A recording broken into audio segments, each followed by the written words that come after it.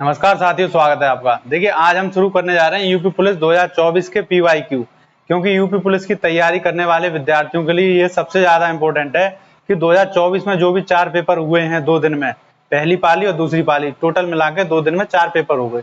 तो उन 4 पेपरों को करने के बाद ही उनको पता चलेगा कि इस साल जो एग्जाम होगा उसमें कैसे क्वेश्चन आएंगे। इसीलिए ये इंपॉर्टेंट है बहुत ज्यादा।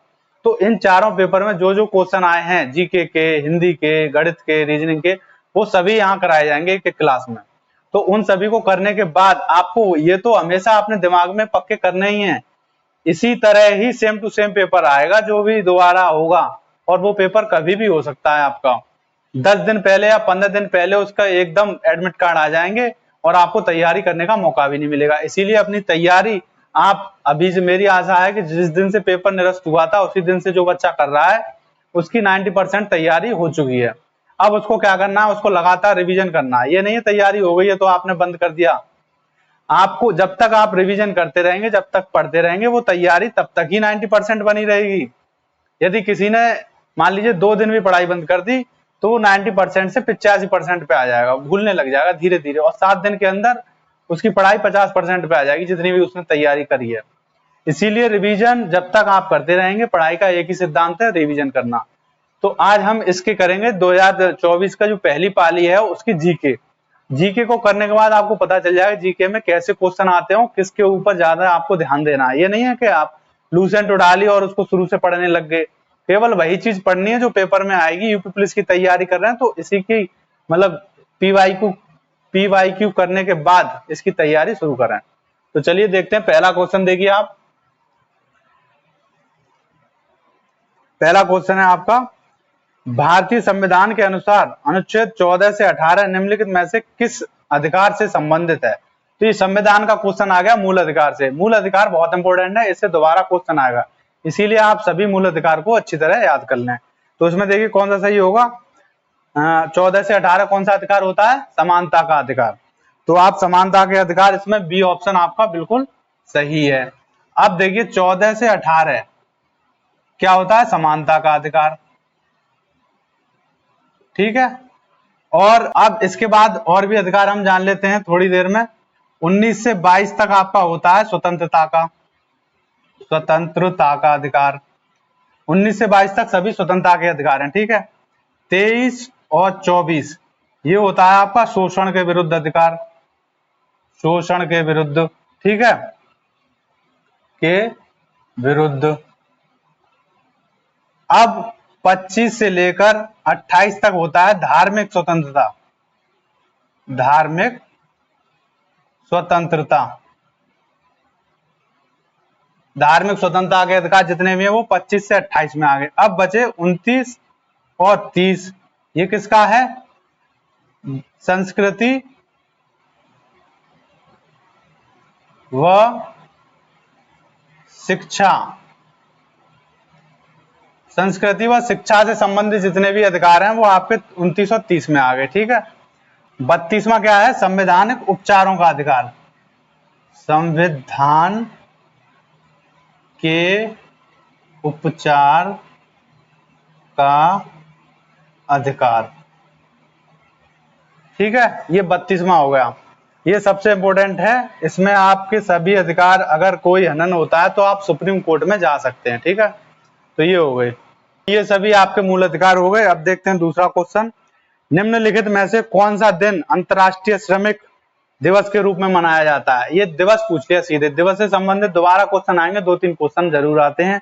तो जितने भी दिवस हैं 1 जनवरी से लेकर 31 दिसंबर तक, वो आपको एकदम पक्की तरह याद होने चाहिए। तो श्रमिक दिवस किस दिन मनाया जाता है, 1 मई, मतलब 1 मई। आपका बी ऑप्शन जो है इसमें बिल्कुल सही है। अब देखिए अगला क्वेश्चन, ज्यादा देर नहीं लगाएंगे, केवल क्वेश्चन देखेंगे जिससे कि ये क्वेश्चन आपको हमेशा याद रहे और इसी के ऊपर अगले पेपर की तैयारी आप कर सकें।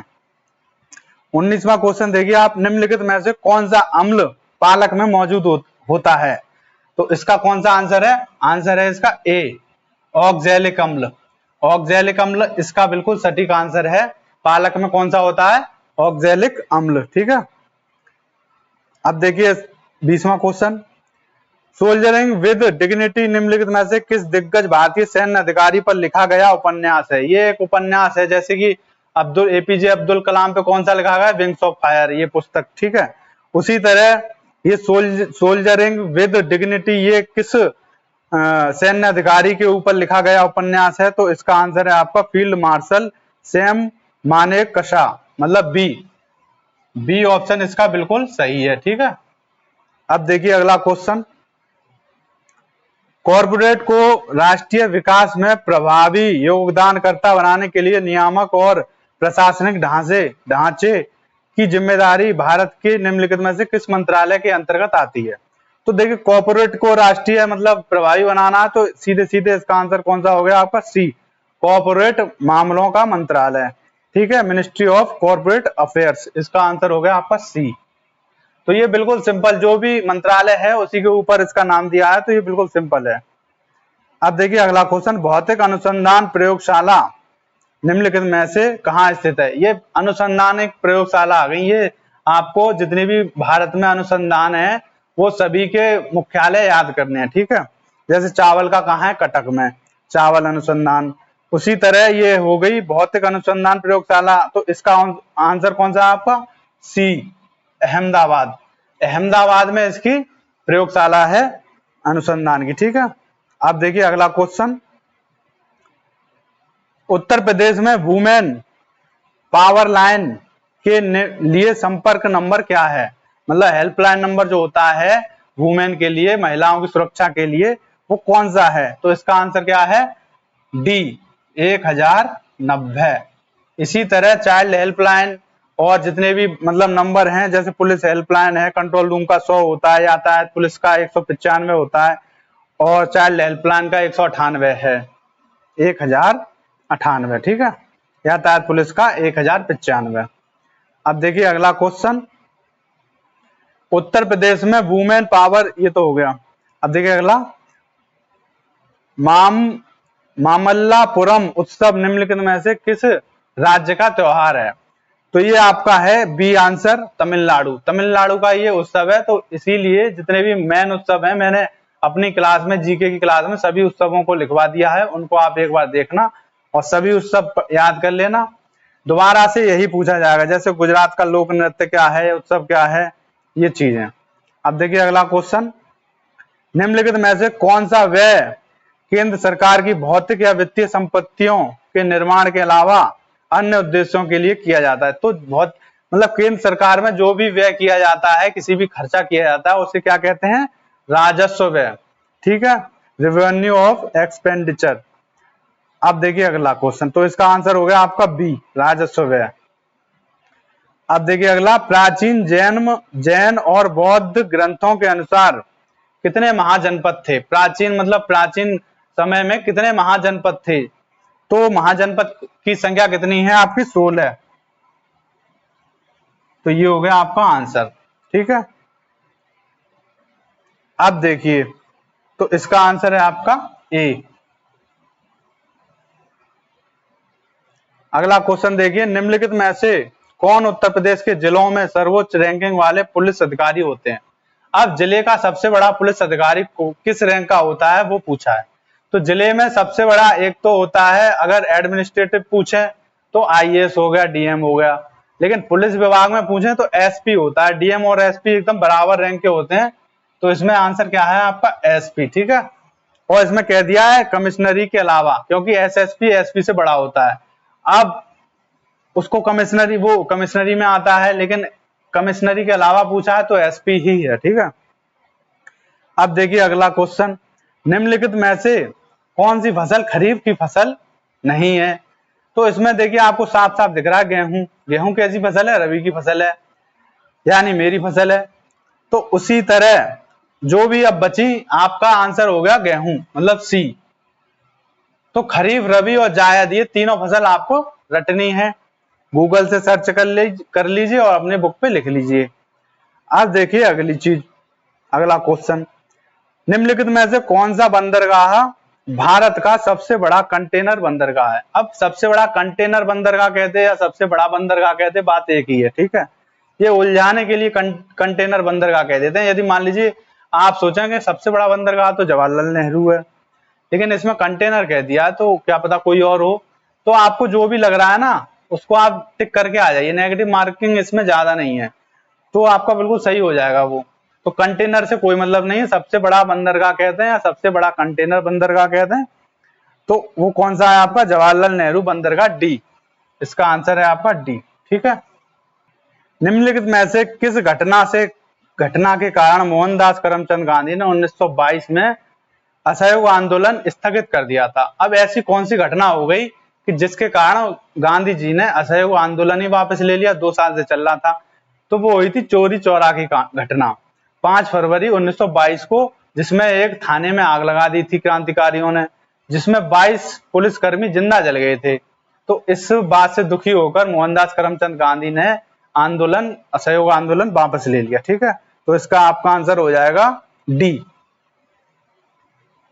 नहीं बी, चौरी चौरा घटना। ठीक है। तो इसका आंसर हो जाएगा आपका बी, चौरी चौरा घटना। अब देखिए अगला क्वेश्चन, प्रसिद्ध यूनेस्को स्थल बोर्दो पोर्ट ऑफ मून निम्नलिखित में से किस देश में है। ये आ गई आपकी स्टैटिक जीके, जिसमें भारत की भी आएगी और पूरे विश्व की भी आएगी। तो ये विश्व की स्टैटिक जीके है कि पोर्ट ऑफ मून मतलब बोर्दो कहाँ स्थित है, वो है आपका फ्रांस में स्थित। तो इसका आपका आंसर हो जाएगा सी, फ्रांस। ठीक है। अब देखिए अगला क्वेश्चन, उत्तर प्रदेश में राजकीय स्वतंत्रता संग्राम संग्रहालय शहीद स्मारक निम्नलिखित में से किस स्थान पर स्थापित है। मतलब स्वतंत्रता संग्राम संग्रहालय, जितना भी स्वतंत्रता संग्राम हुआ था उसकी जो चीजें हैं वो कहाँ पे सुरक्षित रखी गई हैं, तो वो रखी गई हैं आपके मेरठ में। इसका आंसर हो गया आपका ए, मेरठ। ठीक है। अब देखिए अगला क्वेश्चन, उत्तर प्रदेश ने हाल ही में किस क्षेत्र में PMJAY के कार्यान्वयन के लिए 2023 में पुरस्कार प्राप्त किया है। तो किस क्षेत्र, PMJAY आपको समझ में नहीं आएगा, इसकी फुल फॉर्म होती है प्रधानमंत्री जन आरोग्य योजना। तो आरोग्य का मतलब स्वास्थ्य से है, तो इसका आंसर हो गया आपका बी, स्वास्थ्य सेवा। ठीक है, हेल्थ में इसमें इसने पुरस्कार प्राप्त किया था। ज्यादातर पुरस्कार जो भी पूछे जाएंगे करंट में यूपी से संबंधित ही पूछे जाएंगे। अब देखिए अगला क्वेश्चन से आ गया, जनगणना आपको हमेशा याद रखनी है और अच्छी तरह पढ़ के जानी है। जनगणना 2011 से ही क्वेश्चन दोबारा आएंगे पक्का। जनगणना 2011 के अनुसार उत्तर प्रदेश राज्य का समग्र लिंगानुपात क्या है। अब समग्र कह दे, समग्र का मतलब टोटल। ठीक है, उसमें शिशु वाला अलग होता है और बड़ों का अलग होता है, ये टोटल हो गया। तो इसमें क्या है, आपका आंसर है 912, सी आंसर है 912। अब 912 क्या होते हैं, ये होती है फीमेल, कितनों पर, 1000 पुरुषों पर।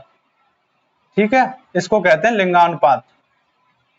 मेल का नहीं लिखते, लेकिन वो 1000 पुरुषों पर जितनी भी स्त्रियां होती हैं उसको लिंगानुपात कहते हैं। ठीक है, तो वो कितनी है, 912। तो समग्र लिंगानुपात कितना है, 912। ठीक है।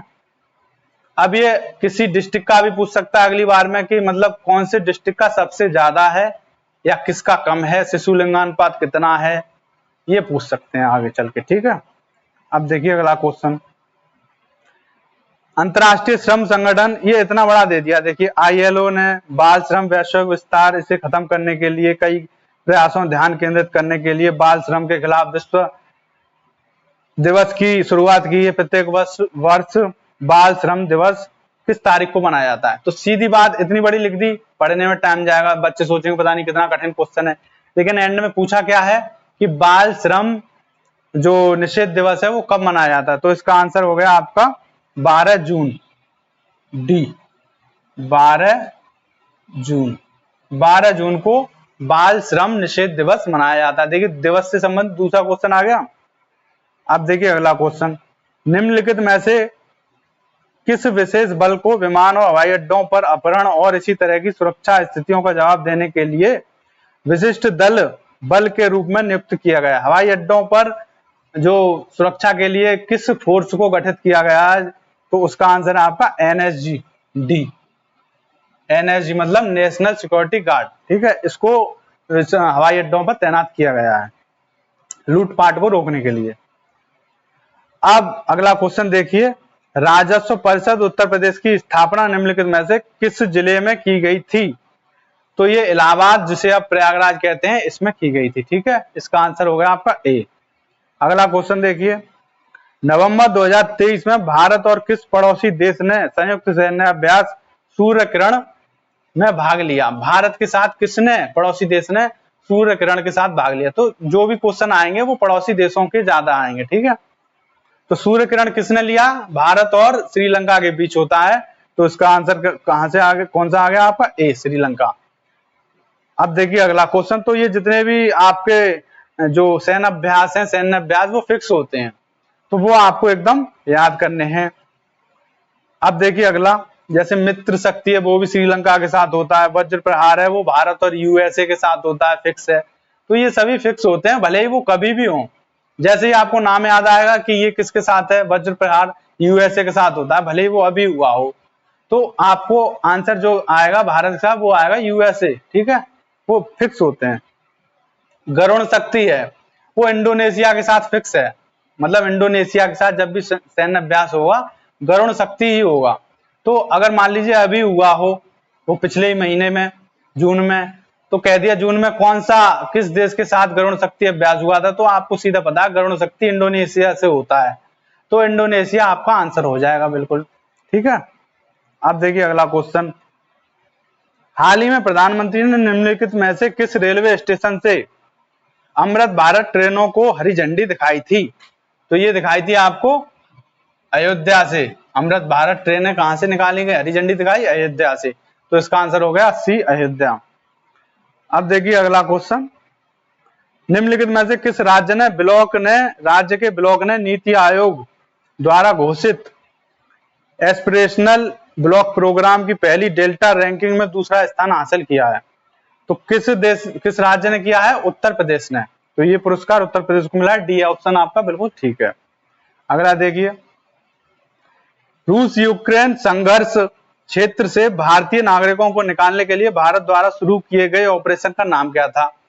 तो रूस और यूक्रेन में जो युद्ध हुआ था वहां से भारतीय नागरिकों को निकालने के लिए जो ऑपरेशन हुआ था उसका नाम था ऑपरेशन गंगा। तो आपका ऑप्शन हो गया इसमें बी बिल्कुल सही। ठीक है, ऑपरेशन गंगा। तो ये मेन चीजें जो करंट की हैं वो ही आएंगी आपकी। अब देखिए अगला क्वेश्चन, निम्नलिखित में से किस देश ने 2024 में ब्रिक्स समूह में शामिल होने से इनकार कर दिया? ये एक बहुत बड़ी बात है।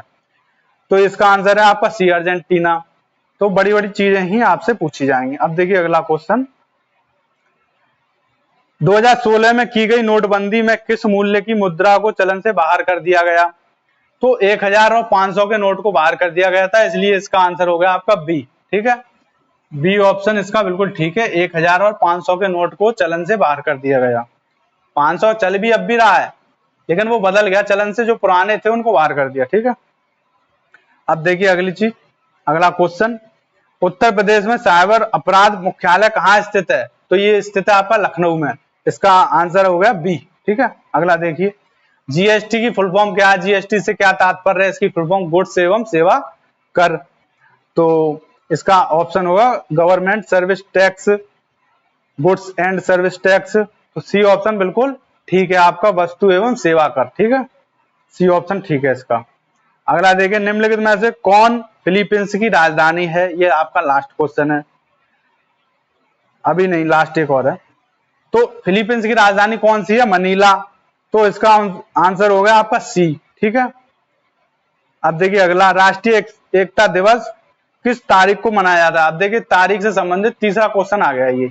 अब एकता दिवस आपको पता है पंडित सरदार वल्लभ भाई पटेल की जयंती के रूप में मनाया जाता है। उनके जब वो पैदा हुए थे उसी दिन एकता दिवस मनाया जाता है, क्योंकि उन्होंने पूरे भारत के सभी राज्यों को एकत्रित करने में सबसे बड़ी भूमिका निभाई थी। तो ये कब मनाया जाता है? 31 अक्टूबर को। ठीक है, इसका आंसर हो गया आपका बी। बी ऑप्शन इसका बिल्कुल ठीक है, 31 अक्टूबर। अब देखिए अगला, निम्नलिखित में से किस प्रसिद्ध लेखक को उपन्यास सम्राट कहा जाता है? तो मुंशी प्रेमचंद्र को उपन्यास सम्राट कहा जाता है। इसका ऑप्शन डी बिल्कुल ठीक है। ठीक है, अगला देखिए, हाल ही में चिराग चंद्रशेखर शेट्टी ने किस खेल से संबंधित मेजर ध्यानचंद खेल रत्न पुरस्कार 2023 जीता? तो ये बैडमिंटन से संबंधित थे। बी ऑप्शन बिल्कुल ठीक है। अब मेजर ध्यानचंद अब नाम रख दिया गया 2021 में। इससे पहले क्या था, राजीव गांधी खेल रत्न पुरस्कार, ठीक है, जो कि आपका 1992 में 91-92 में से शुरू किया गया था राजीव गांधी खेल रत्न पुरस्कार के नाम से, जिसे 2021 में मेजर ध्यानचंद्र के नाम पर कर दिया गया। तो खेल का सबसे बड़ा पुरस्कार है मेजर ध्यानचंद्र खेल रत्न पुरस्कार, ठीक है। अगला देखिए, हाल ही में प्रधानमंत्री ने निम्नलिखित में से किस स्थान पर भारत के सबसे बड़े सम्मेलन और प्रदर्शनी IICC मतलब यशो भूमि का उद्घाटन किया है? तो वो नई दिल्ली में किया है, ठीक है। यशो भूमि का उद्घाटन कहाँ किया? सबसे बड़े सम्मेलन मतलब सबसे बड़े सम्मेलन और प्रदर्शनी केंद्र कहाँ बनाया गया है? नई दिल्ली में। अगला देखिए, निम्नलिखित में से कौन सा भारत में पुलिस का सर्वोच्च सम्मान है? पुलिस का सर्वोच्च सम्मान सबसे बड़ा कौन सा है? राष्ट्रीय पुलिस वीरता पुरस्कार। ये ऑप्शन बिल्कुल ठीक है। अब देखिए अगला, सोशल मीडिया नेटवर्क में पहले जिसे फेसबुक के नाम से जाना जाता था, अब उसका नाम क्या कर दिया है? तो उसका नाम कर दिया है मेटा। तो ए ऑप्शन आपका इसमें बिल्कुल ठीक है, फेसबुक का नाम कर दिया है मेटा, ठीक है। इसके संस्थापक कौन थे? मार्क जुकरबर्ग, ठीक है। 2004 में इसको शुरू किया गया था।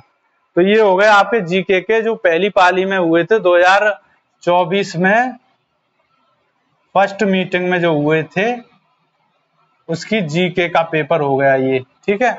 इसी तरह हिंदी का देखेंगे, फिर आगे के पेपर देखेंगे, रीजनिंग देखेंगे, गणित देखेंगे, सभी को सॉल्व करेंगे, जिससे कि ये 4 पेपर अगर आपकी समझ में आ गए तो आपकी तैयारी इसी के ऊपर चलेगी। अब जीके समझ में आ गई आप पे, तो जीके ये करने के बाद इनको तो याद करना ही है, इसी के ऊपर करंट पढ़नी है और इसी के ऊपर जैसे दिवस वगैरह है वो याद करने हैं आपको। ये पता चल गई कि संविधान में मूल अधिकार अच्छी तरह याद करने हैं और दिवस याद करने हैं, मूल कर्तव्य भी अच्छी तरह रटने हैं। तो ये चीजें आपको याद करनी है, अंदर से नहीं आएगा कुछ भी संविधान में, यही आएंगे ऊपर से ही। तो मिलते हैं अगली वीडियो में, थैंक यू।